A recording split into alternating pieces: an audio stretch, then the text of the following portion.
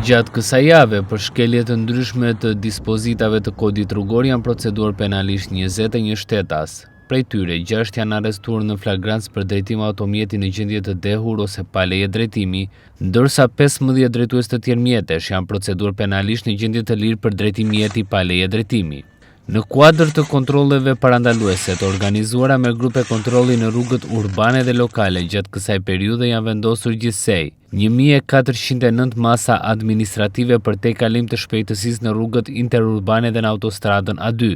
74 masa administrative për mos përdorim të ripit të sigurimit, 19 masa administrative për përdorimin e celularit gjatë drejtimit të mjetit, 108 masa administrative për parakalim të gabuar, 13 masa administrative për drejtim automjeti nën efektin e alkoolit, 384 masa administrative për shkelje të tjera të rregullave të qarkullimit rrugor të cilat përbëjnë burim aksidentesh. Gjithashtu janë sekuestruar 23 motomjete që qarkullonin pa dokumentacioni dhe targat përkatëse. Policia rrugore Fiera apelon sërish për respektim riguroz të rregullave të qarkullimit rrugor, si një kontribut i rëndësishëm për rritjen e sigurisë rrugore, mbrojtjen e jetës dhe shëndetit të përdoruesve të rrugës, si dhe garantimin e një qarkullimi të sigurt, të lirë dhe pa pengesa.